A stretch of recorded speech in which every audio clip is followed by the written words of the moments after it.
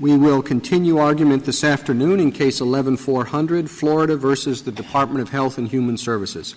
Mr. Clement. Mr. Chief Justice, and may it please the Court, the constitutionality of the Act's massive expansion of Medicaid depends on the answer to two related questions. First, is the expansion coercive? And second, does that coercion matter? Mr. Clement, can I ask you just a matter of clarification? Would you be making the same argument if instead of the federal government picking up 90% of the cost, the federal government picked up 100% of the cost? Justice Kagan, if everything else in the statute remained the same, I would be making the exact same argument. The exact same argument. So that really reduces to the question of why is a big gift from the federal government a matter of coercion? In other words, the federal government is here saying, we're giving you a boatload of money. There are is no matching funds requirement. There are no extraneous conditions attached to it. It's just a boatload of federal money for you to take and spend on poor people's health care. It doesn't sound coercive to me, I have to tell you. Well, Justice Kagan, I eventually want to make the point where even if you had a standalone program that just gave 100%, the 100% boatload, nothing but boatload, yes, it'd still be a problem. You do make that argument in your brief. Just the standalone program, a boatload of money, no extraneous conditions, no matching funds, is coercive? It is, but before I make that point, can I simply say that you built into your question the idea that there are no conditions. And, of course, when you first asked it was what about the same program with 100% matching on the newly eligible mandatory individuals, which is how the statute refers to them. And that would have a very big condition. And the very big condition is that the states, in order to get that new money, they would have to agree not only to the new conditions, but the government here the Congress is leveraging their entire prior participation in the program. Let me give you a hypothetical, Sure. Mr. Clement. Now, suppose I'm an employer, and I see somebody I really like, and I want to hire that person. And I say, I'm going to give you $10 million a year to come work for me. And the person says, well, I've never been offered anywhere approaching $10 million a year. Of course I'm going to say yes to that. Now, we would both be agreed that that's not coercive, right? Well, I guess I'd want to know where the money came from. And if the money came from... Wow. I'm offering you $10 million a year to come work for me, and you're saying that this is anything but a great choice? Sure, if I told you actually it came from my own bank account. And that's what's really going on here in part. And that's why it's not simply a matter of saying... Mr. Clement, can that possibly be? When a taxpayer pays taxes to the federal government, the person is acting as a citizen of the United States. When a taxpayer pays taxes to New York, a person is acting as a citizen of New York. And New York can no more tell the federal government what to do with the federal government's money than the federal government can tell New York what to do with the monies that New York is collecting.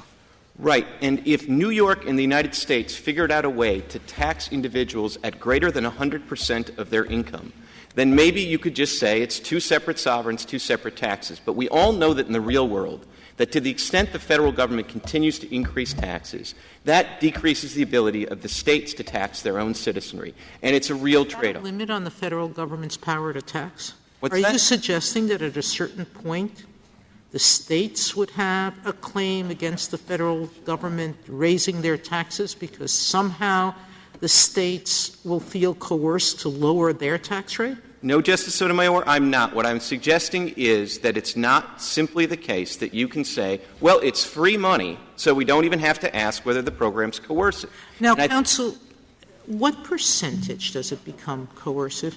Meaning, as I look at the figures I've seen from AMICI, there are some states for whom the percentage of Medicaid funding to their budget is close to 40%, but there are others that are less than 10%. And you say across the board this is coercive because no state, even at 10%, can give it up. What's the percentage of big gift that the federal government can give? And because what you're saying to me is for a bankrupt state, there's no gift the federal government could give them ever because it can only give them money without conditions.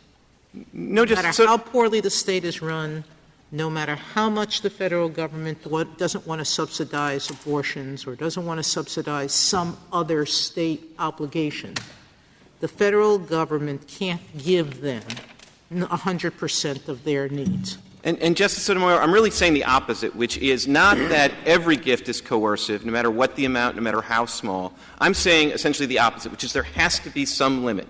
There has to be some limit on coercion. And the reason is quite simple, because this Court's entire spending power jurisprudence is premised on the notion that spending power is different and that Congress can do things pursuant to the spending power that it can't do pursuant to its other enumerated powers precisely because the programs are voluntary.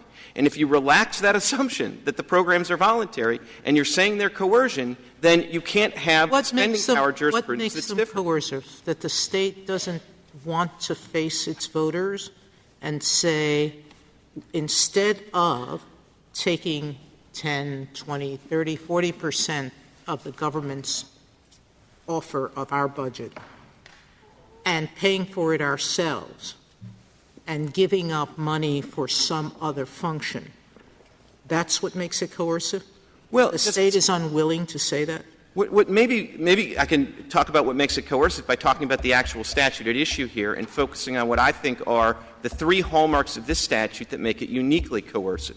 One of them is the fact that this statute is tied to the decidedly non-voluntary individual mandate. And that makes this unique, but it makes it significant, I think.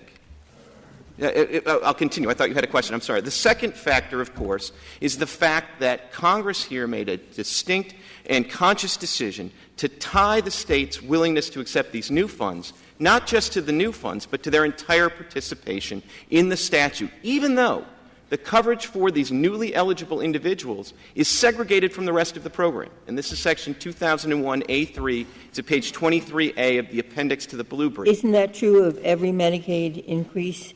That each time, this started quite many years ago, and Congress has added more people and given more benefits, and every time the condition is, if you want the Medicaid program, this is the program. Take it or leave it.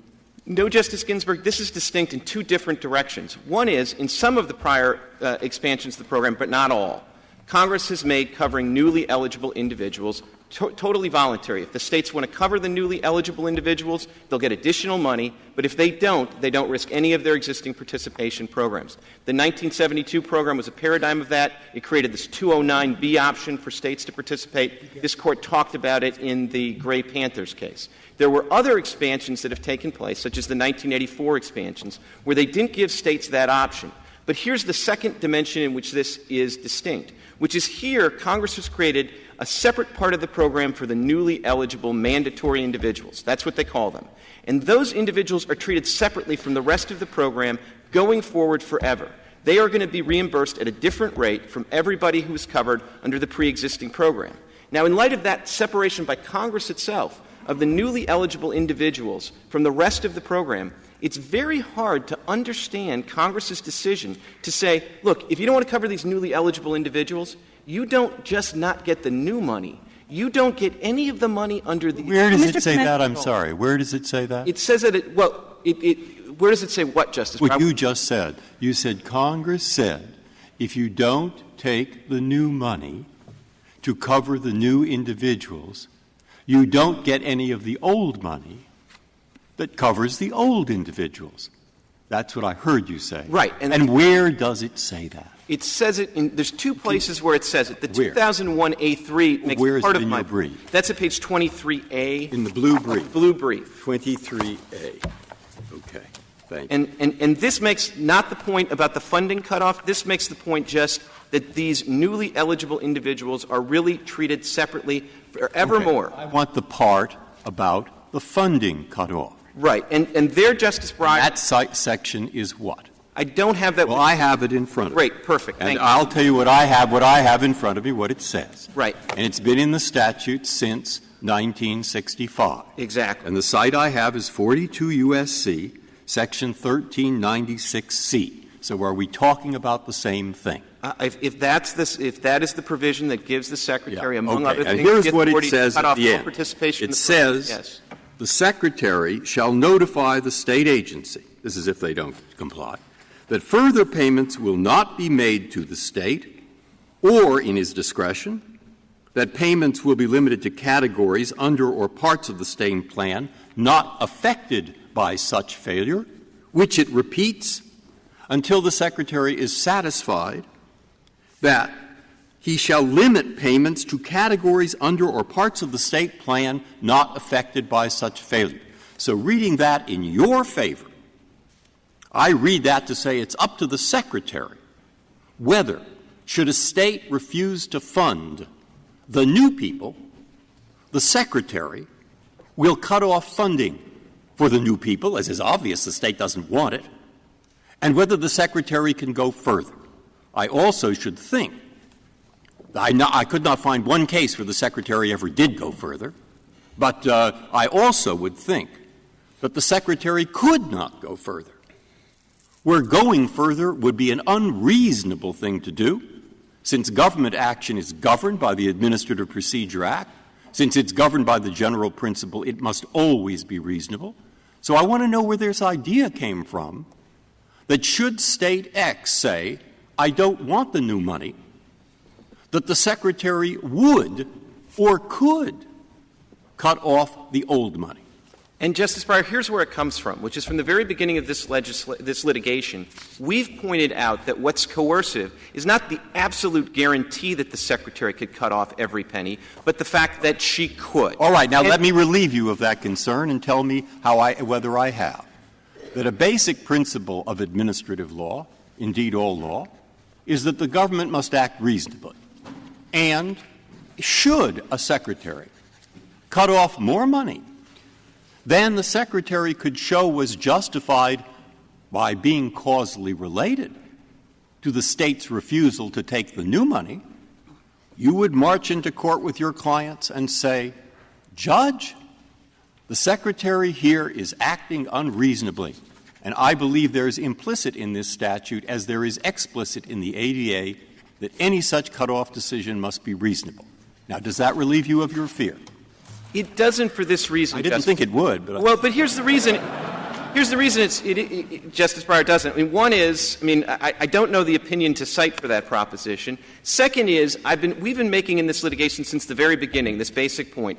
The government has had opportunities at every level of this system, and I suppose they'll have an opportunity today to say, fear not, states, if you don't want to take the new conditions, all you will lose is the new money.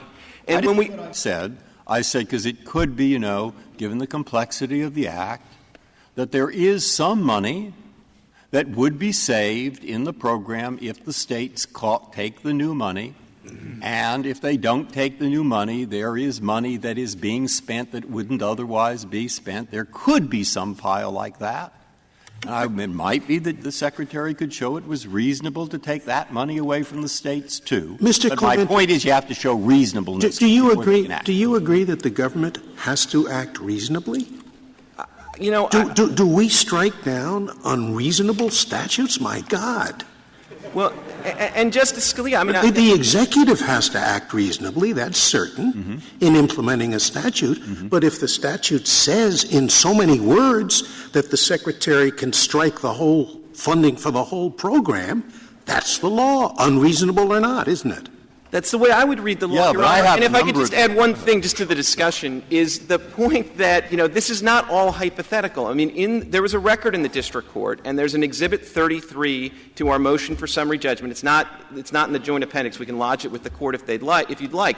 But it's a letter that's in the record in this litigation, and it's a letter from the Secretary to Arizona, when Arizona floated the idea that it would like to withdraw from the CHIP program, which is a relatively small part of the whole program. And what Arizona was told by the Secretary is that if you withdraw from the CHIP program, you risk losing $7.8 billion, the entirety of your Medicaid participation. So this is not something that we've put up. Mr. Clement, to make you feel a little better, I want to pursue this for one more minute. There are cases, and many of which Justice Scalia knows as well, which use Holly Hill uses the same word as this statute, in the Secretary's discretion. And in those cases, this Court has said that doesn't mean the Secretary can do anything that he or she wants, but rather they are limited to what is not arbitrary, capricious, and abuse of discretion in interpreting statutes, in applying those statutes, etc. End of my argument.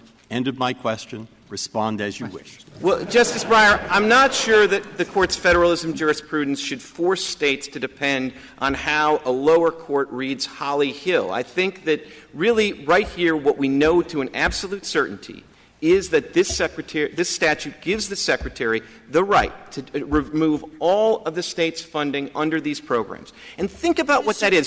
Clement, do you think that the federal government couldn't, if it chose, Congress say, this system doesn't work.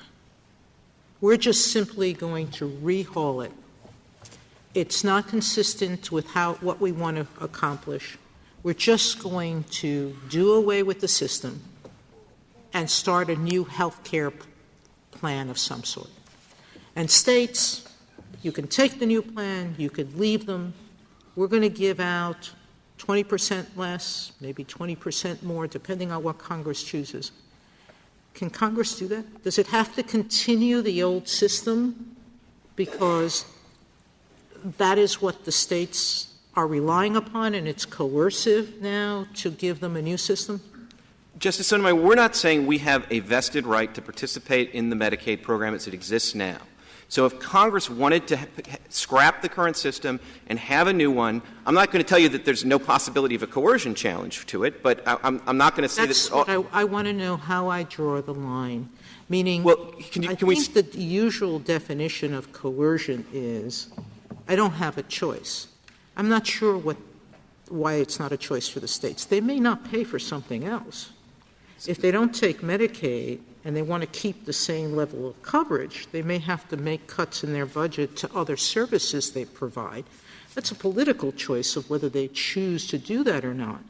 But when have we defined the right or limited the right of government not to spend money in the ways that it thinks appropriate? Well, Justice Sotomayor, I'll try to answer that question too, but the first part of the question was, what if Congress just tried to scrap this and start over again with a new program? Here's why this is fundamentally different and why it's fundamentally more coercive. Because Congress is not saying we want to scrap this program. They don't have a single complaint, really, with the way that states are providing services to the visually impaired and the disabled under pre-existing Medicaid. And that's why it's particularly questionable why they're saying that if you don't take our new money, subject to the new conditions, we're going to take all of the money you've previously gotten that you've been dependent on for 45 years and you're using right now to serve the visually impaired and the disabled. Mr. Clement, may I ask you a question another line? You represent, 26 states? That's right, Justice. So we're also told that there are other states that like this expansion, and they are very glad to have it. The relief that you're seeking is to say the whole expansion is no good, never mind that there are states that say we don't feel coerced, we think this is good.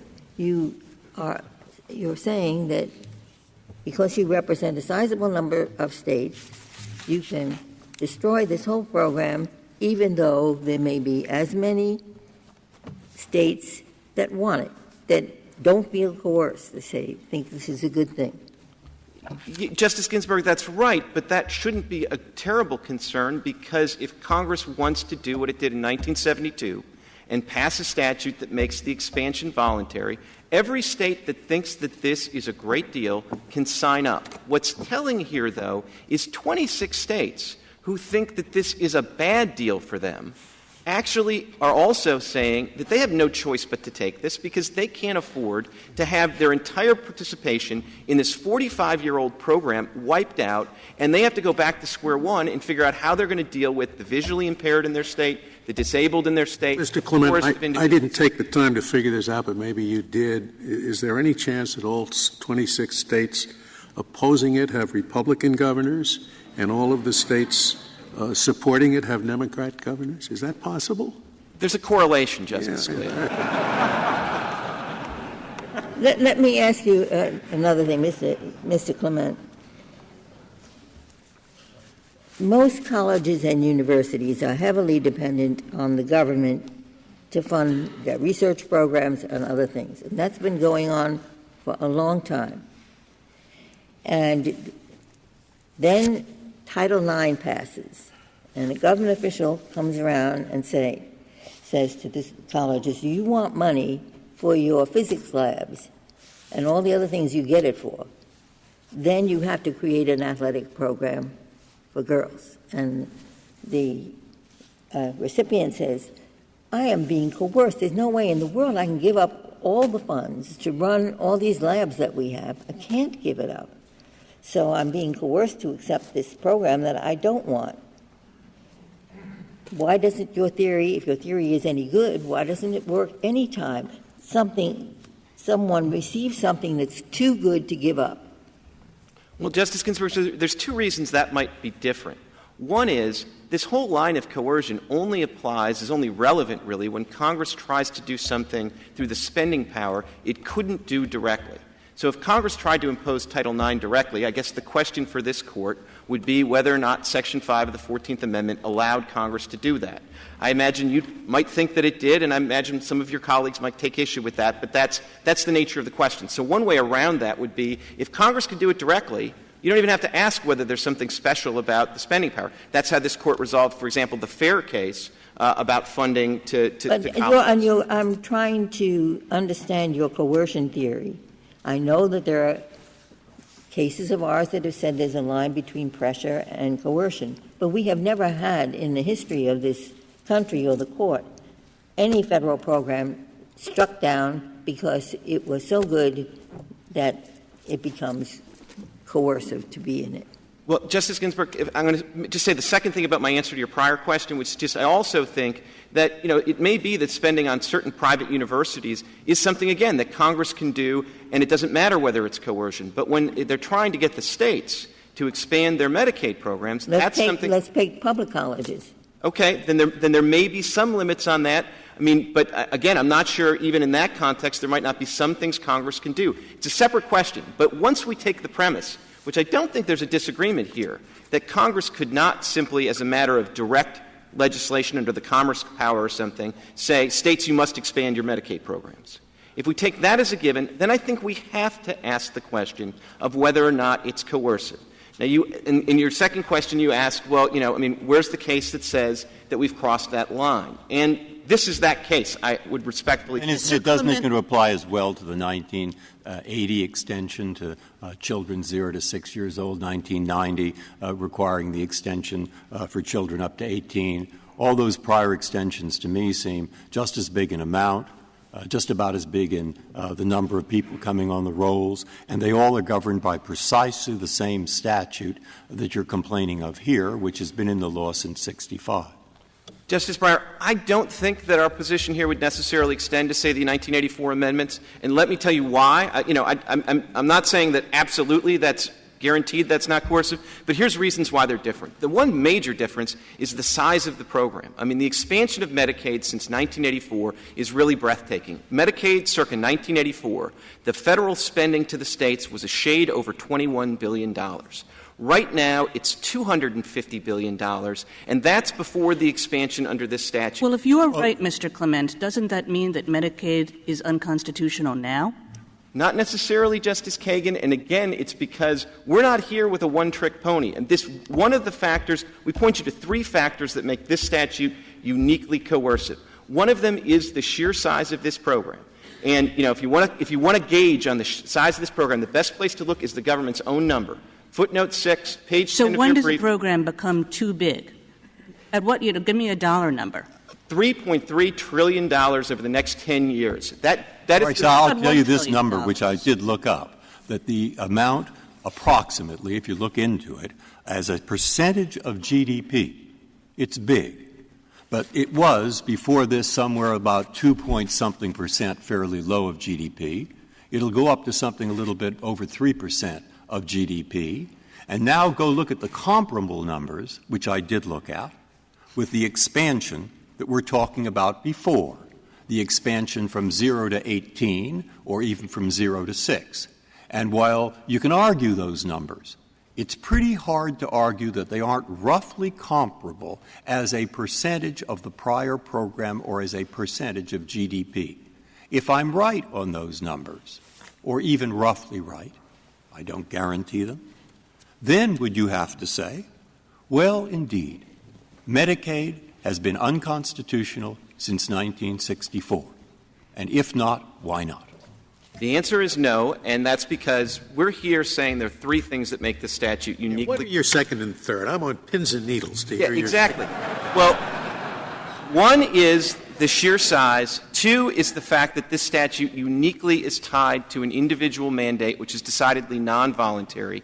And three is the fact that they've leveraged the prior participation in the program, notwithstanding that they've broken this out as a separately segregated fund going forward, which is not true. So on the third, suppose you have the current program and Congress wakes up tomorrow and says, we think that there's too much fraud and abuse in the program, and we're going to put some new conditions on how the states use this money so we can prevent fraud and abuse, and we're going to tie it to everything that's been there initially. Unconstitutional? No, I think that is constitutional because I think that's something that Congress could do directly. It wouldn't have to limit that to the spending program. I think 18 U.S.C. 666 is a statute. It's in the criminal code. It may be tied to spending, but I think that's a provision that I don't think its constitutionality is called into question. I guess I don't get the idea. I mean, Congress can legislate fraud and abuse restrictions in Medicaid, and Congress can legislate coverage expansions in Medicaid. Well, Justice Kagan, I think there's a difference. But if I'm wrong about that, and the consequence is that Congress has to break Medicaid down into remotely manageable pieces as opposed to $3.3 trillion over 10 years before the expansion, I don't think that would be the end of the world. But I really would ask you to focus on specifically what's going on here, which is they take these newly eligible people, and that's a massive change in the way the program works. These are people who are healthy, childless adults who are not covered in many states. They say, okay, we're going to make you cover those.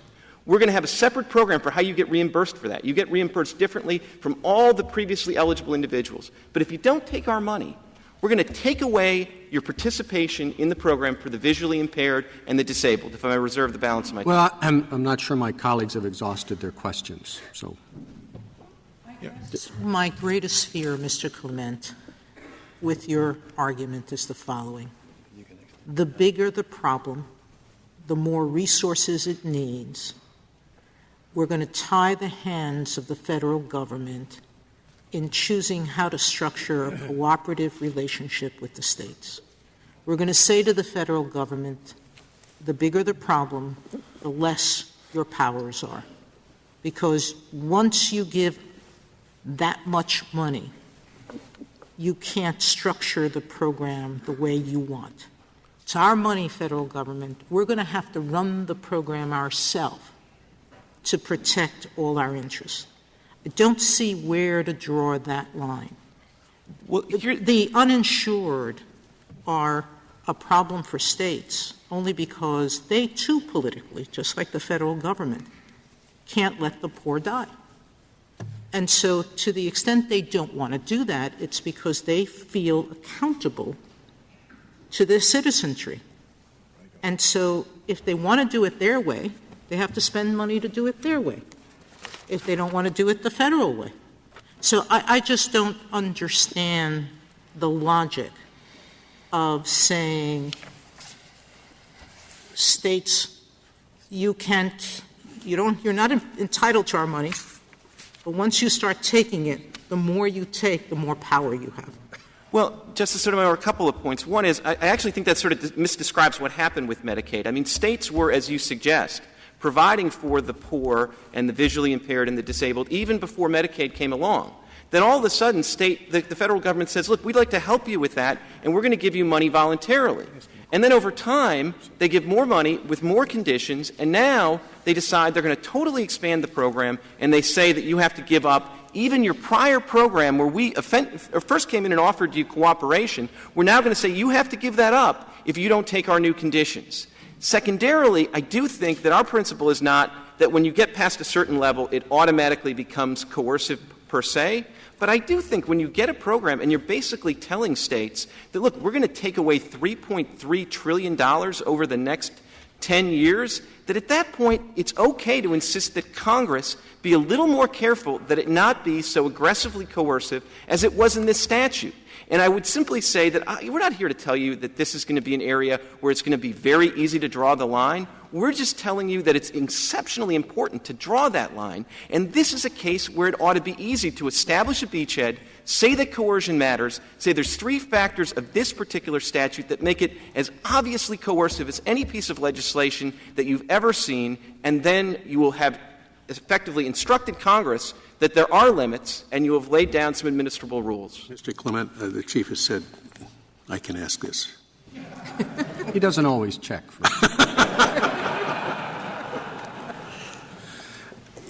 As I recall your theory, it is that to determine whether something is coercive, you look to only one side, how much you're threatened with losing or offered to receive, and the other side doesn't matter. I don't think that's realistic. I mean, I think, you know, the old Jack Benny thing, your money or your life, and, you know, he says, I'm thinking. It's funny because it's no choice. You know, your life, again, is just money. It's an easy choice, no coercion, right? I mean, right? Now, whereas if the choice were your life or your wife's, that's a lot harder. Now, is it coercive in both situations? Well, yes, it is. Really? I mean, it's a tough choice in the later. I thought you were going to say this statute is your money and your life. Yeah, well, and it is, but I mean, Which way? I might have missed something, but both of those seem to be the No. coercion. To say when you say you're coerced, it means you've been given an offer you can't refuse. Okay, you can't refuse your money or your life, but your life or your wife's, I could refuse that one. Let's leave the wife. Mr. Clemente, he's not going home tonight. Let's leave the wife out. Saying it the I other was way. going to say, Mrs. Clemente. No, I'm talking about my life. I'd say, take mine, you know. I wouldn't do that either. Let me use that example. Forget about it. It's enough frivolity for a while. But I want to make sure I understand where the meaningfulness of the choice is taken away. Is it the amount that's being offered, that it's just so much money, of course you can't turn it down? Or is it the amount that's going to be taken away if you don't take what they're offering? It's both, Your Honor, and I think there really is, 3 strings in this bow. I mean, one is the sheer amount of money here makes it very, very difficult to refuse, because it's not money that, has come from some, China or from the export tariffs like in the old day. It's come from the taxpayers. So that's part of it. The fact that they're being asked to give up their continuing participation in a program that they've been participating in for 45 years as a condition to accept the new program, we think that's the second thing that's critical. Why isn't that a consequence of how willing they have been since the New Deal to take the federal government's money? And it seems to me that they have compromised their status as independent sovereigns because they are so dependent on what the federal government has done. They should not be surprised that the federal government, having attached they tied the strings, they shouldn't be surprised that the federal government isn't going to start pulling them. With all due respect, Mr. Chief Justice, I don't think we can say that, the states have gotten pretty dependent, so let's call this whole federalism thing off.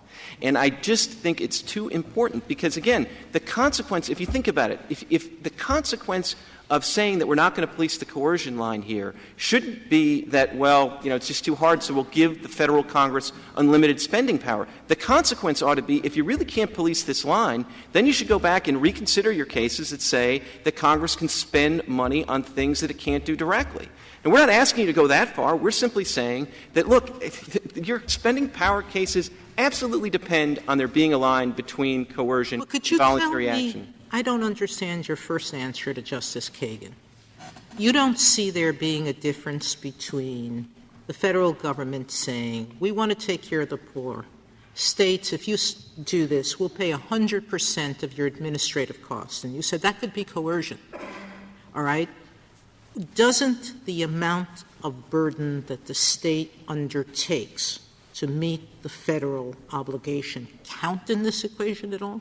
It certainly can, Justice Sotomayor. I didn't mean to suggest, in answering Justice Kagan's question, that my case was no better than that hypothetical. I mean, but it's in the nature of things that I do think the amount of the money, even considered alone, does make a difference, and it's precisely because it has an effect on their ability to raise revenue from their own citizens. So it's not just free money that they're turning down if they want to. It really is. If we go back to that era of matching what a state pays to what a state gets, Florida loses. Its citizens pay out much less than what they get back in federal subsidies of all kinds. So you can't really be making the argument that that Florida can't ask for more than it gives, because it's really giving less than it receives. Well, then you don't really want to go back to that point, do you? Well, then I'll make that argument on behalf of Texas. But it's not what my argument depends on, and that's the critical thing. It's one aspect of what makes this statute uniquely coercive. And I really think if you ask the question, what explains the idea that if you don't take this new money, you're going to lose all your money under what you've been doing for 45 years to help out the visually impaired and the disabled? Nobody in Congress wants the states to stop doing that. They're just doing it, and it's purely coercive to condition the money. It's leverage, pure and simple. If the inevitable consequence of your position was that the federal government could just do this on its own, the federal government could have Medicaid, Medicare, and these insurance regulations, assume that's true, then how are the interests of federalism concerned?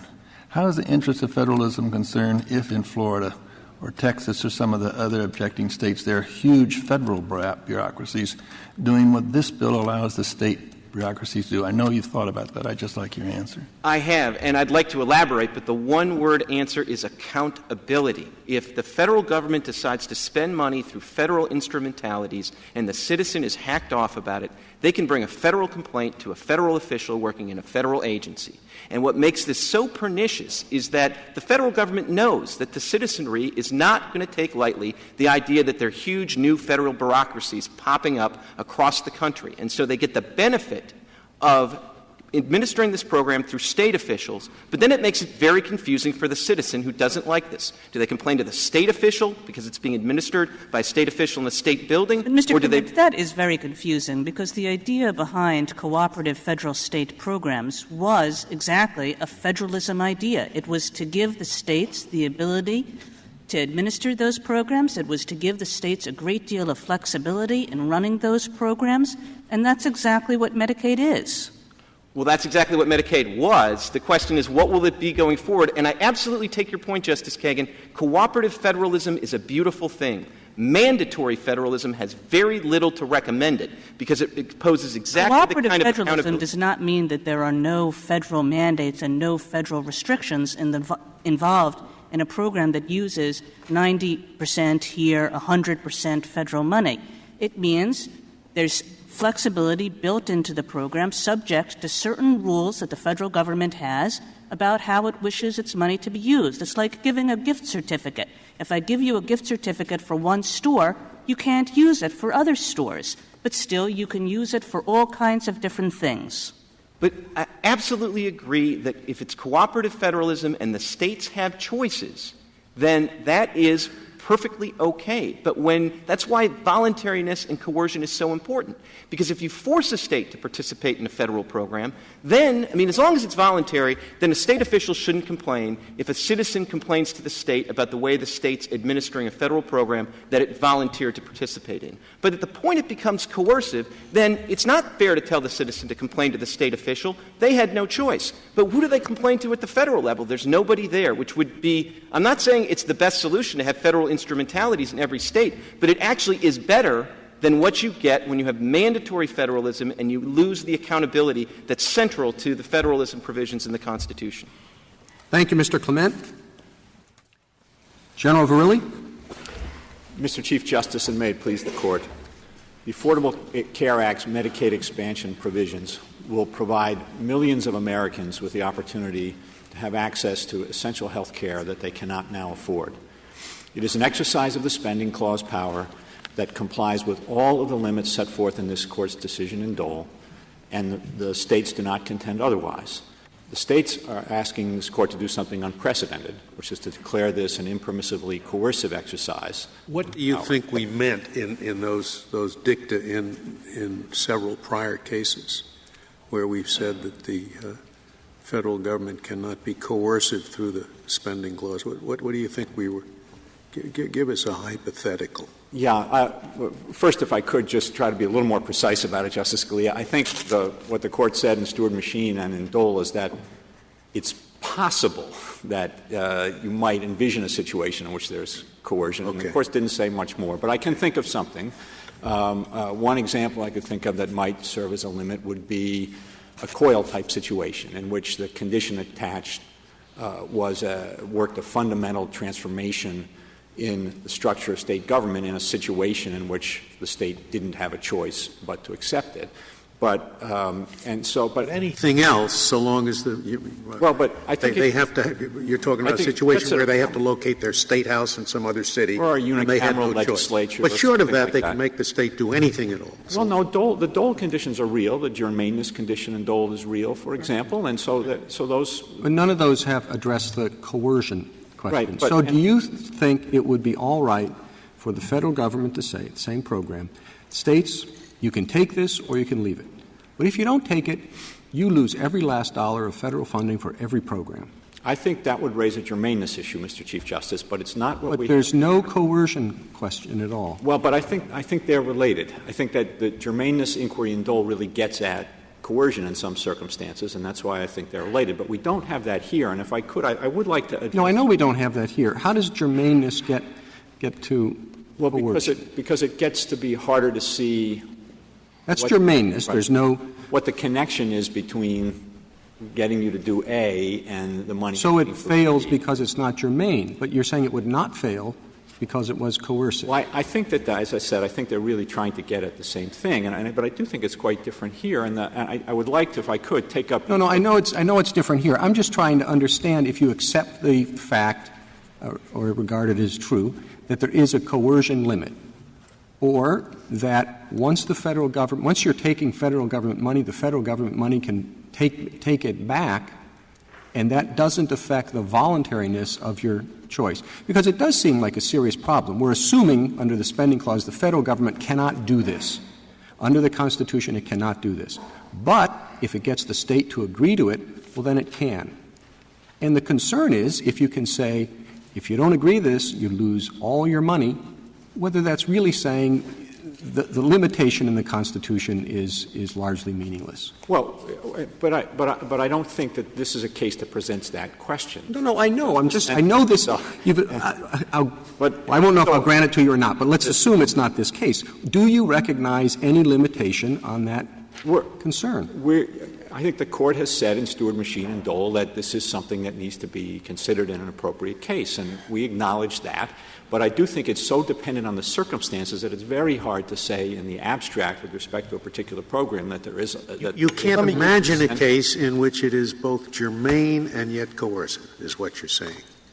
There's no such case as far as you know. Well, I'm not prepared to say right here that I can. I wouldn't think that's a surprise question.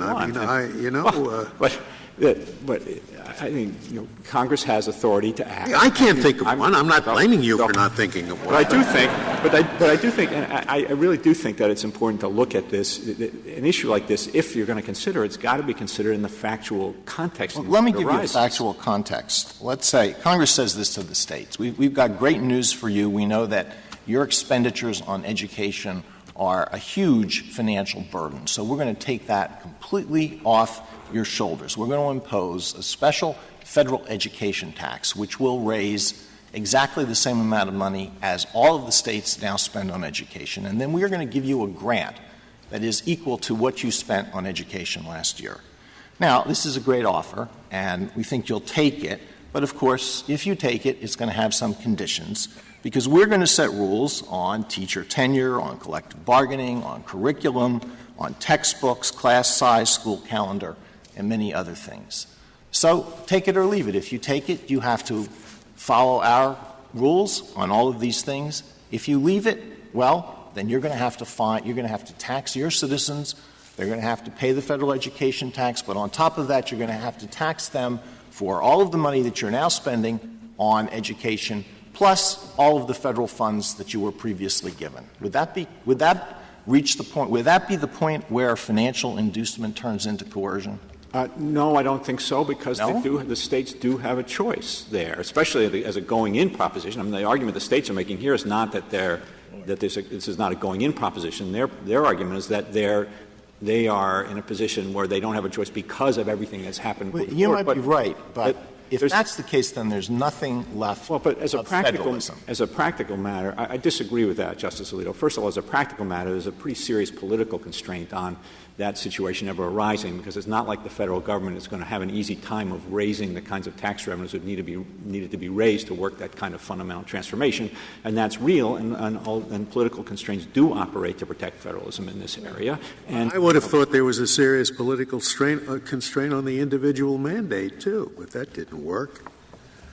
Well, what you call serious political constraints sometimes don't work. But with respect to a situation like that one, Justice Scalia, the states have their education system, and they can decide whether they're going to go in or not. But here, of course, I think it's important to trace through the history of Medicaid. It is not the case, as my friend from the other side suggested, that the norm here is that the federal government has offered to the states the opportunity either to stay where they are or add the new piece. We can debate that proposition with respect to 1972 one way or another. The states have one view about that. We have a different one. But starting in the 1984 expansion, with respect to pregnant women and infants, it was an expansion of the entire program. States were given the choice to stay in the entire program or not. 1989, when the program was expanded to children under 6 years of age, under 133% of poverty, same thing.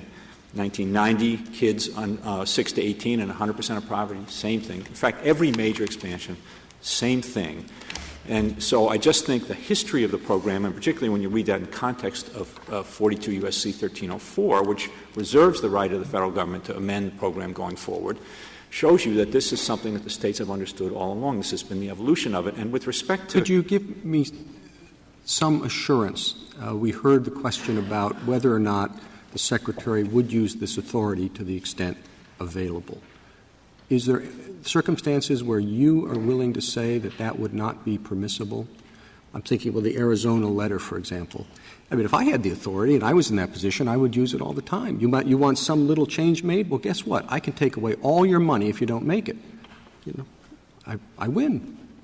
Every time it seems that would be the case. So why shouldn't we be concerned about the extent of authority that the government is exercising simply because they could do something less? We have to analyze the case on the assumption that that power will be exercised, don't we? Well, Mr. Chief Justice, it would not be responsible of me to stand here in advance of any particular situation coming before the Secretary of Health and Human Services and commit to how that would be resolved one way or another. No, I appreciate that. But I guess is there in the statute, and I think there's every reason to think it's real.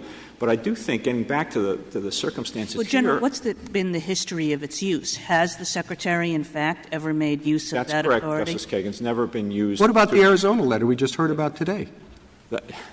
It has never been used to cut off. It's been used to threaten. It's been used. Of course, no state's going to say, "Okay, go ahead, make my day, take it away." They're going to give in. If we could go to the situation we have here, Mr. Chief Justice, this, with respect to the Medicaid expansion, the state's argument is, as they've said it in their briefs, they articulated it a little bit different this afternoon, but as they said it in their briefs, it's not what you stand to gain, but what you stand to lose. But I think an important thing in evaluating that argument in this context is fully 60% of Medicaid expenditures in this country are based on optional choices. And I don't mean by that the optional choices of the states to stay in the program in 84 or 88 or 89. But states are given choices to expand the beneficiaries beyond the federal minimum and to expand services beyond the federal minimum. Just a small point, and please correct me if I'm wrong. Does this Act not require states to keep at the present level their existing Medicaid expansion. So some states may have been more generous than others in Medicaid, but this Act freezes that so the states can't go back. Or am I incorrect? Much more nuanced than that, Justice Kennedy. There is something called the maintenance of effort provision, which lasts until 2014, until such time as the Medicaid expansion takes place and the exchanges are in place. That applies to the population. It says with respect to the population, you can't take anybody out. It does not apply to the optional benefits, where the states still have flexibility.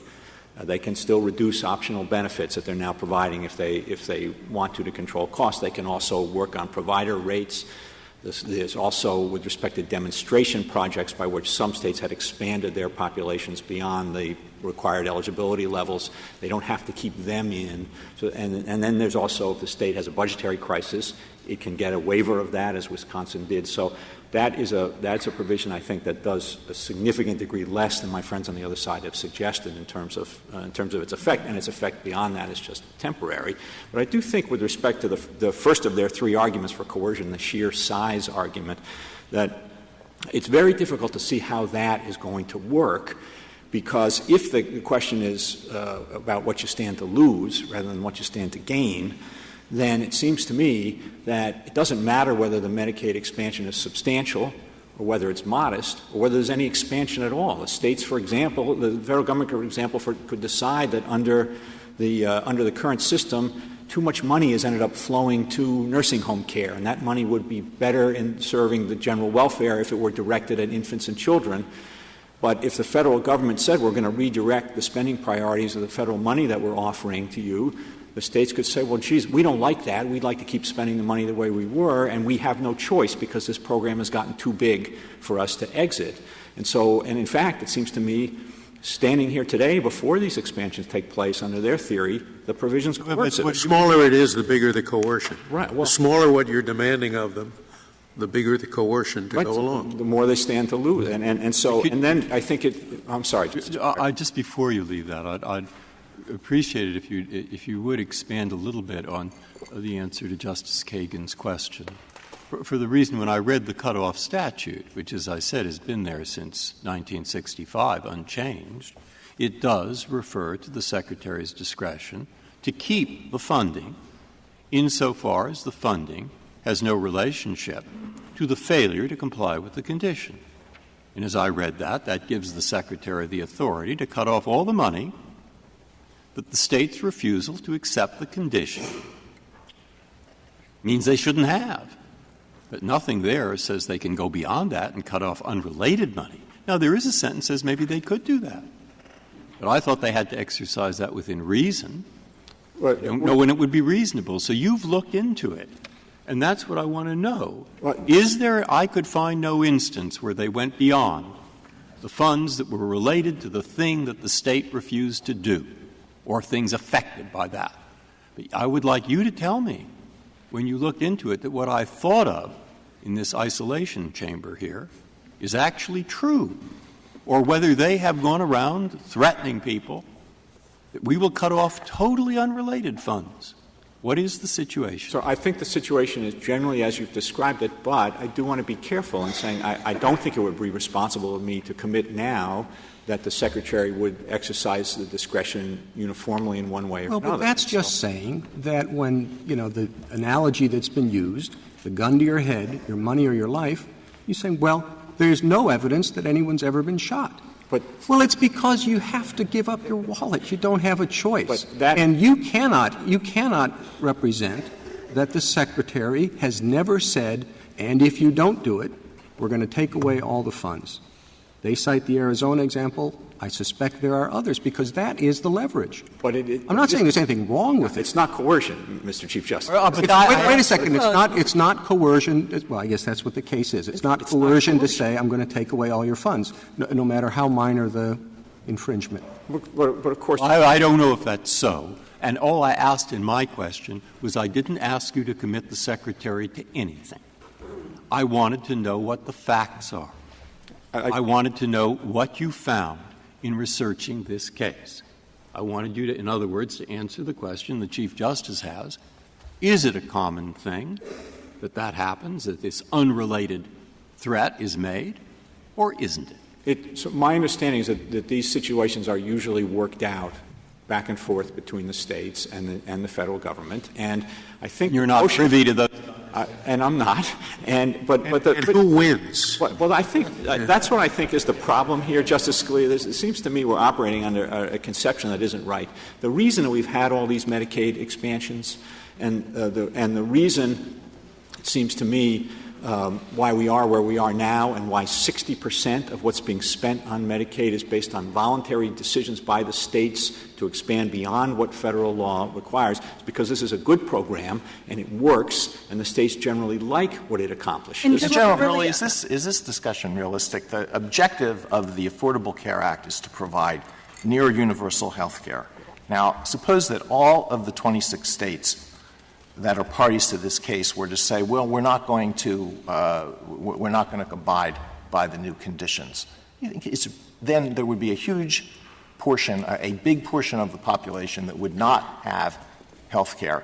And it's a realistic possibility that the Secretary is going to say, well, okay, fine, we're going to cut off your new funds, but we're not going to cut off your old funds, and just let that condition sit there? Well, just as I can't make a commitment that the authority wouldn't be exercised, I'm not going to make a commitment that it would be exercised. But I do think that trying to move away from the first of their arguments, the sheer size argument, to the second one, which is that it's coercive by virtue of its relationship to the Affordable Care Act, I really think that that's a misconception, and I'd like to be able to take a minute and walk through and explain why that is. General Verrilli, before you do that, I'm sorry, but in response to the Chief Justice's question, I mean, the money of your life has consequence because we're worried that that person is actually going to shoot. So I think that this question about what do we think the Secretary is going to do is an important one. And as I understand it, I mean, when the Secretary withdraws funds, what the Secretary is doing is withdrawing funds from poor people's health care, and that the Secretary is reluctant and loath to take money away from poor people's health care, and that's why these things are always worked out. It's that the Secretary really doesn't want to use this power, and so the Secretary sits down with the state and figures out a way for the Secretary not to use the power. That's correct, Justice Kagan. I'm sorry. Go ahead. That's another way of trying to say what I was trying to say to Justice Scalia earlier, is that the states and the federal government share a common objective here, which is to get health care to the needy. And in the vast majority of instances, they work together to make that happen. Yeah, but the question is not, obviously the states are interested in the same objective, and they have a disagreement, or they have budget realities that they have to deal with. And states say, well, we're going to cut by 10% what we reimburse this for or that for, and the federal government says, well, you can't. And no one's suggesting that people want to cut health care, but they have different views about how to implement a policy in this area. And the concern is that the Secretary has the total and complete say, because the Secretary has the authority under this provision to say you lose everything. No one's suggested in the normal course that will happen, but so long as the federal government has that power, it seems to be a significant intrusion on the sovereign interest of the state. Now, it may be something they gave up many decades ago when they decided to live off federal funds, but I don't think you can deny that it's a significant authority that we're giving the federal government to say you can take away everything if the states don't buy into the next program. Well, but what I would say about that, Mr. Chief Justice, is that we recognize that these decisions aren't going to be easy decisions in some circumstances. As a practical matter, there may be circumstances in which they're very difficult decisions. But that's different from saying that they're coercive, and it's different from saying that it's an unconstitutional. I mean, why is it different? Why is it different? I mean, I thought it might be very unlikely a state would ever say, or the federal government would say, here's a condition that you have to have a certain kind of eyeglasses for people who don't see. And by the way, if you don't do that, we'll take away $42 billion of funding. Okay? I thought such a thing would not happen. And I thought if it tried to happen, that it's governed by the APA, and the person with the eyeglasses would say it's arbitrary, capricious, abuse of discretion. And that's so, even though the statute says it's in the discretion of the Secretary. But your colleague and brother says, no, I'm wrong about the law there, and moreover, they would do it. That's what I'm hearing now. No, I agree. They would do it, and they do it, and et cetera. So I'd like a little clarification. in the situation described in your hypothetical, Justice Breyer, I think it's the Secretary of Health and Human Services would never do it. But what I'm saying is, with respect to the Medicaid expansion in this case, could never do it, or would never do prediction? It. And I think that it would have to satisfy the Administrative Procedure Act, and that's a real constraint. What I don't feel able to do here is to say, with respect to this Medicaid expansion, are you willing to acknowledge that the Administrative Procedure Act is a limitation on the Secretary's ability to cut off all the funds? She can't do it if that would be unreasonable. Are you willing to accept that? I wouldn't if I were you. So, what I'm trying to do here is to suggest that the Secretary does have discretion under the statute, and that Indeed, not part of the discretion is to cut off all of the funds. That's what the statute says. And it is possible, and I'm not willing to give that away. But that doesn't make this. But General Verrilli, you're not willing to give away whether the APA would bar that. But the APA surely has to apply to a discretionary act of the Secretary. I agree with that, Justice Kagan. But what's making you reluctant?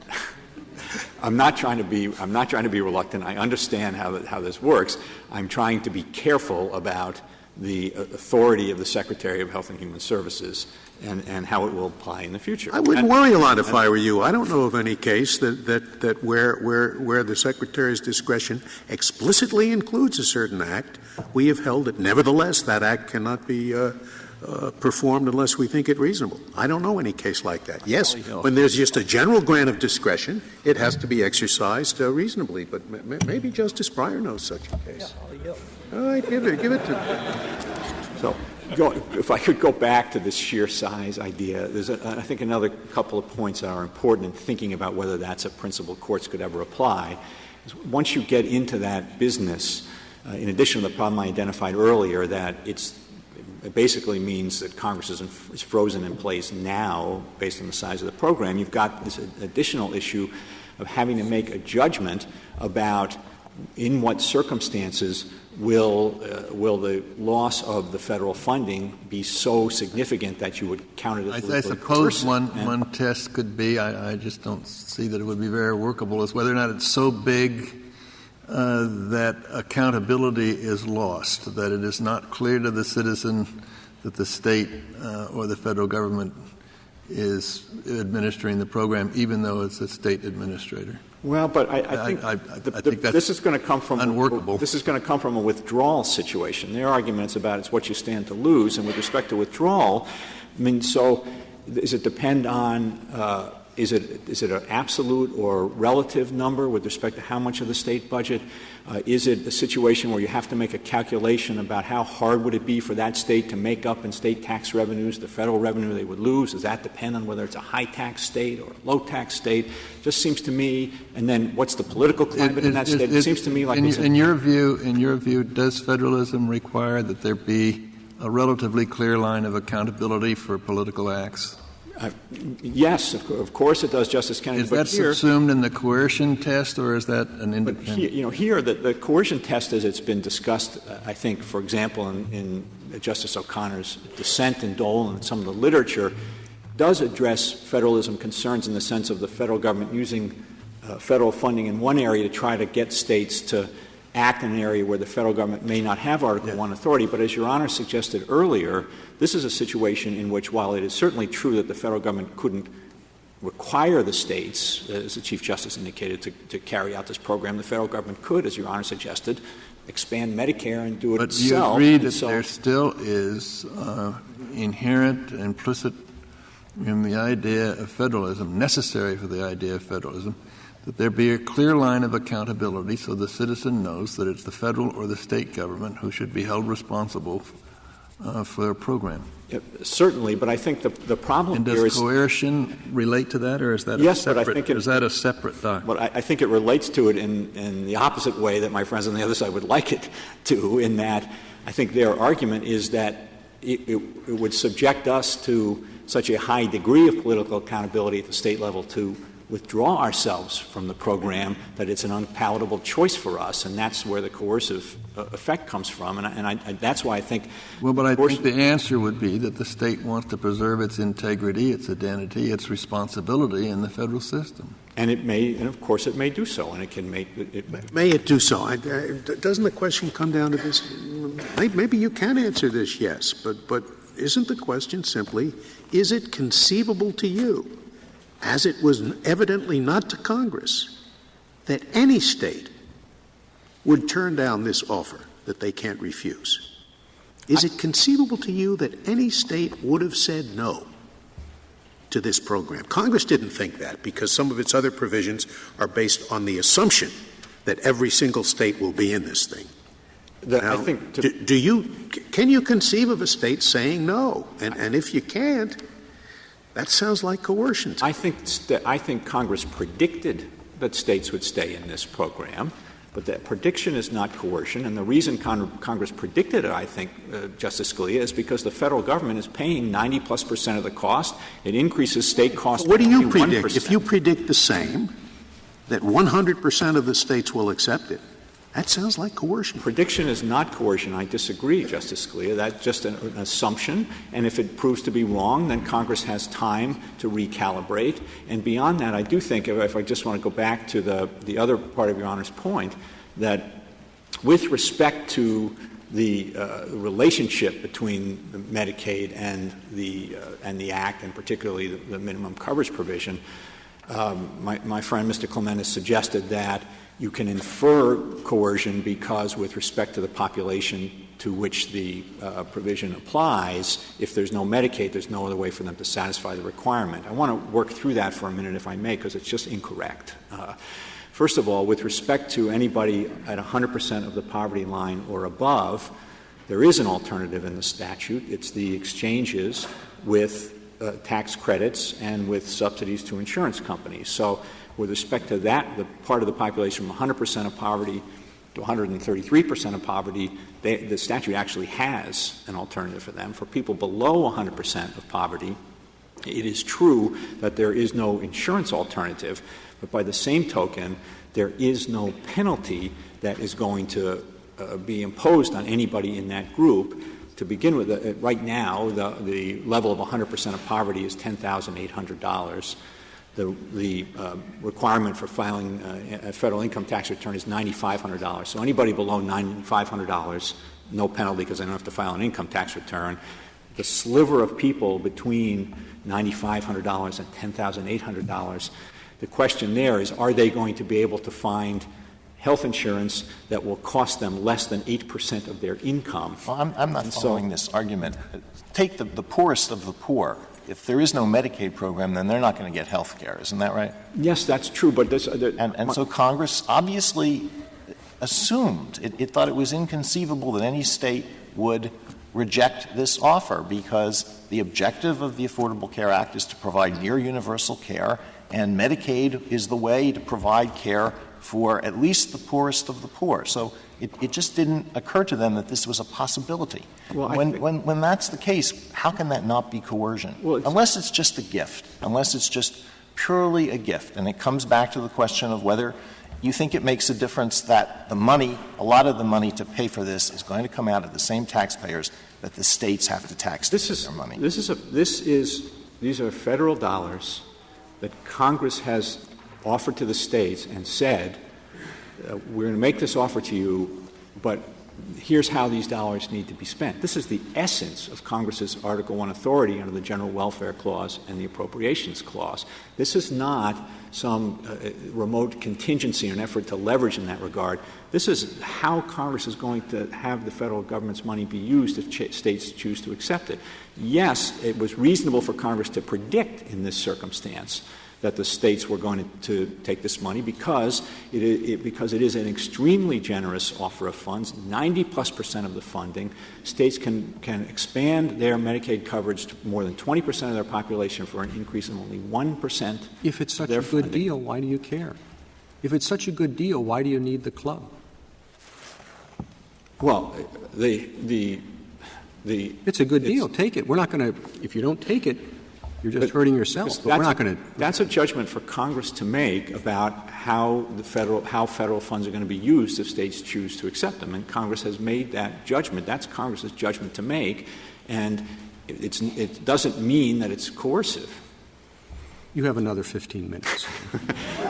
Lucky At least. But the point is there's no realistic choice. There's no real choice. And Congress does not, in effect, allow for an opt-out. I mean, we just know that. Well, I guess I and it's substantial. I would go back, Justice Kennedy, Kennedy, I would go back to the fact that 60% of the Medicaid spending is now optional. It's a result of choices that states have made that has expanded even their though own those are now obligation. frozen in, but per our earlier discussion, to a large extent. Well, no, to a much more modest extent was my point, Justice Kennedy. For example, optional services, where a huge amount of money is spent, more than $100 billion annually. The largest component of that is nursing home services. That remains optional. It's right now, once the maintenance of effort provision remains in place, states have the flexibility to reduce those numbers. States have considerable flexibility now and going forward with respect to the way that money is spent. And I do think in terms of evaluating whether this expansion should be considered coercive, it's got to be evaluated against the backdrop of the fact that the states are generally taking advantage of the opportunities of this statute to greatly expand the amount of money that the federal government spends and the amount of money that they spend to try to make the lives of their citizens better. I think it's very hard. Of course, they have to do so by hiring very substantial number of more employees. There will be state employees. There will be substantial state administrative expenses that are not reimbursed. Well, but I would take issue with that, Justice Kennedy. Part of the Affordable Care Act is that it provides for new streamlined eligibility processes to get people into the system at a much faster and cheaper rate. There are going to be costs to set that up, but under the statute, the federal government is going to pay 90% of those costs, the short-term setup costs, and then all of the projections that we have seen suggest that the medium to long-term costs, once these changes are in place, are going to be dramatically lower for the states on the administrative side. Obviously, the federal government isn't bound to that. And what if, after the 90%, they say, well, from now on, we're going to pay 70%? What happens then? Where does that extra money come from? Well, I think then the states would have a choice at that point whether they were going to stay in the program or not. But that isn't what we have here. And they can just bail out whenever the government reduces the amount of the percentage that it's willing to pay. The states can say that's. I'm not saying it would be an easy choice, Mr. Chief Justice. They'd have to bail out of Medicaid. States would have to, not just right. That would be right. That would be the option. They can leave Medicaid if they decide that isn't working for them. I'm not saying this is an easy choice. I'm also not saying it would happen because the Secretary does have this discretion. Well, the Secretary has the discretion. We're talking about something else. We're talking about fiscal realities and whether or not the federal government is going to say we need to lower our contribution to Medicaid and leave it up to the states because we want people to be mad at the states when they have to have all these budget cuts to keep it up and not at the federal But government. That would be true, Mr. Chief Justice, whether this Medicaid expansion occurred or not. I know, but you've been emphasizing that the federal government is going to pay 90% of this, 90% of this, and it's not something you can take to the bank because the next day or the next fiscal year they can decide we're going to pay a lot less, and you states are still on the hook because you say it's not an easy choice. We can ask whether it's coercion. You're not going to be able to bail out of Medicaid. You just have to pay more because we're going to pay less. Well, like I said, I agree that it could be a difficult choice in some circumstances, but that is not to say it's coercion as a legal matter or even as a practical matter, and I think it would depend on what the circumstances were, on how, and I think trying to think about how a court would ever answer the question of whether it was coercive, it was too difficult as a practical matter for states to withdraw. I'm trying to go back to that because Justice Kennedy asked you whether I think he said, it's coercion if no one can be politically accountable. I'm not sure how that could be, practically politically accountable, because almost every gift if the terms are attractive, it would be an unattractive political alternative to turn it down. Dole itself was one of those cases. I think every state raised the drinking age to 21, correct? Yes, Justice Sotomayor, and this argument was raised in Dole, and the Court rejected it as I guess my point is that political accountability has two components. What can I do if I like something, and what can I do if I don't like something? And if people really like something like Medicaid, they're not going to let you drop it, correct? Well, the citizens of the state, but that's exactly. the citizens that's of the state point. acting their in choice, their right? capacity as citizens of the state, and I think that's why try to get back to the point. That's why I think it was wrong to think about this as coercion, because this is a program that works effectively for the citizens of the state, and state governments think that, and that is why it has expanded the way it's expanded, because it's providing an essential service for millions of needy citizens in these states. It's providing access to health care that they would not otherwise have. You mentioned the Dole case. Now, what was the threat in that case? Raise your drinking age to 21 or what? Or lose a percentage of your highway funds. Remember the percentage? 7%, yes. Now, it's a pretty small amount. That's really apples and oranges when you're talking about lose all of your Medicaid funds or lose, I thought it was 5, but 7% of your highway funds.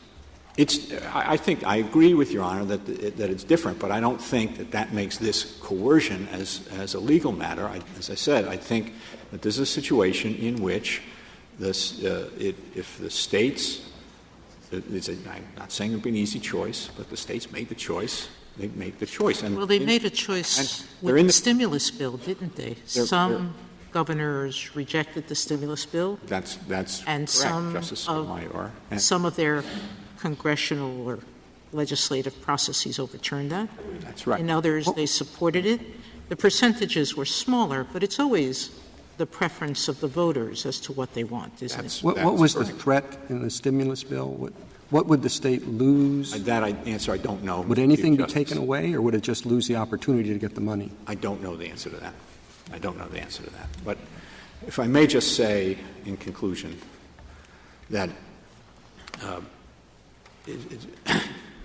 like to take half a step back here, that with this provision, the Medicaid expansion that we're talking about this afternoon, and the provisions we talked about yesterday, we've been talking about them in terms of their effect as measures that solve problems in the economic marketplace that have resulted in millions of people not having health care because they can't afford insurance. There is an important connection, a profound connection between that problem and liberty.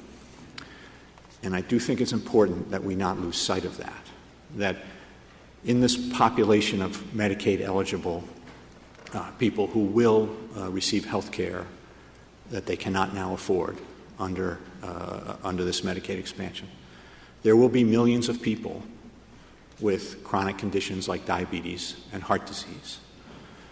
And as a result of the health care that they will get, they will be unshackled from the disabilities that those diseases put on them and have the opportunity to enjoy the blessings of liberty. And the same thing will be true for a husband whose wife is diagnosed with breast cancer and who won't face the prospect of being forced into bankruptcy to try to get care for his wife and face the risk of having to raise his children alone. And I could multiply example after example after example. In a very fundamental way, this Medicaid expansion, as well as the provisions we discussed yesterday, secure the blessings of liberty. And I think that is important as the Court is considering these issues, that be kept in mind. The Congress struggled with the issue of how to deal with this profound problem of 40 million people without health care for many years. And it made a judgment. And its judgment is one that is, I think, in conformity with what lots of experts thought was the best complex of options to handle this problem. Maybe they were right, maybe they weren't. But this is something about which the people of the United States can deliberate and they vote. And if they think it needs to be changed, they can change it. And I would suggest to the Court, with profound respect for the Court's obligation to ensure that the federal government remains a government of enumerated powers, that this is not a case in any of its aspects that calls that into question, that this is a judgment of policy that democratically accountable branches of this government made by their best lights, and I would urge this Court to respect that judgment and ask that the Affordable Care Act in its entirety be upheld. Thank you. Thank you, General. Mr. Clement, you have 5 minutes. Thank you, Mr. Chief Justice, and may it please the Court, just a few points in rebuttal. First of all, we've talked a lot about the sort of hallmark of coercion, your money or your life, with somebody with a gun. I would respectfully suggest that it is equally coercive, and certainly not uncoercive, if I say your money or your life, and by the way, I have discretion as to whether or not I will shoot the gun. I don't think that eliminates the coercion. I also don't think this is a discretion that the Secretary would ever be able to exercise. And the reason is we disagree on the details, but the Solicitor General and I agree that over the years, Congress has had different approaches to expanding Medicare. Sometimes, as in 1972, it makes the expansion voluntary. That's also, by the way, what happened with the stimulus funds, which were voluntary funds. You didn't lose all your Medicaid funds, which is why 17 states could say no. Sometimes they take the voluntary approach. Sometimes, as in 1984, they take the mandatory approach. If the Secretary exercised the discretion to say, you know what, it really isn't reasonable for you to have to give up your funding for the visually impaired and the disabled just to cover these newly eligible people, so we'll make it voluntary, we'll make that discretionary, that would essentially be converting a 1984 amendment approach to a 1972 amendment approach, and I just don't think that's the kind of discretion that the Secretary has, with all due respect. Now, moving on to the next point, Justice Alito, your hypothetical, I think, aptly captures the effect on this based on the fact that these tax dollars are being taken from the state's tax base, and it's not like Steward Machine, where the federal government would say, and oh, by the way, if you don't take the option we're giving you, we're going to have a federal substitute that will go in and we'll take care of the unemployed in your state. Here, if you don't take this offer that we're giving you, your tax dollars will fund the other 49 states and you'll get nothing. But, of course, this situation is much more coercive, even than your hypothetical, because it is tied directly to the mandate. It's also tied to the participation in the pre-existing program. So it's as if there was yet another program for post-secondary education. They gave them exactly your option, and then they also said, oh, and by the way, you not only get not get these funds, but you'll lose the post-secondary funds as well. It's really hard to understand tying the pre-existing participation in the program as anything other than coercive. The Solicitor General makes a lot of the fact that there are optional benefits under this program. Well, guess what? After the Medicaid expansion, there'll be a lot less opportunity for the states to exercise those options, because one of the things that the expansion does, precisely because the expansion is designed to convert Medicaid into a program that satisfies the requirement of the minimum essential coverage of the individual mandate, things that used to be voluntary will no longer be voluntary. The perfect example is prescription coverage. That's a big part of the benefits that some states, but not all, provide voluntarily now. It will no longer be voluntary after the expansion because the federal government has deemed prescription drugs to be part of the minimal essential health coverage that everybody in this country must have under the mandate. So that option that the state has is being removed by the expansion itself. The Chief Justice made the point. Ask one question about your bottom line in this case. It sounds to me like everything you said would be to the effect of, if Congress continued to do things on a voluntary basis, so it's adding these new eligibles and say, states, you can have it or not, you can preserve the program as it existed before, you can opt into this. But you're not asking the court as relief to say, well, that's how we cure the constitutional infirmity. We say this has to be on a voluntary basis. Instead, you are arguing that this whole Medicaid, the addition, the whole expansion has to be nullified, and moreover, the entire Health Care Act. Instead of having the easy repair, you say that if we accept your position, everything falls. Well, Justice Ginsburg, if we can start with the common ground that there's a need for a repair because there is a coercion doctrine and this statute is coercion, then we're into the question of remedy. And we do take the position that you describe in the remedy, but we would be certainly happy if we got something here and we got a recognition that the coercion doctrine exists, this is coercive, and we get the remedy that you suggest in the alternative. Let me just finish by saying that I certainly appreciate what the Solicitor General says, that when you support a policy, you think that the policy spreads the blessings of liberty. But I would respectfully suggest that it's a very funny conception of liberty that forces somebody to purchase an insurance policy whether they want it or not. And it's a very strange conception of federalism that says that we can simply give the states an offer that they can't refuse, and through the spending power, which is premised on the notion that Congress can do more because it's voluntary, we can force the states to do whatever we tell them to. That is a direct threat to our federalism. Thank you. Thank you, Mr. Clement, and thank you, General Verrilli, Mr. Kneedler, Mr. Carvin, Mr. Katsas, and in particular, of course, Mr. Long and Mr. Farr. The case is submitted.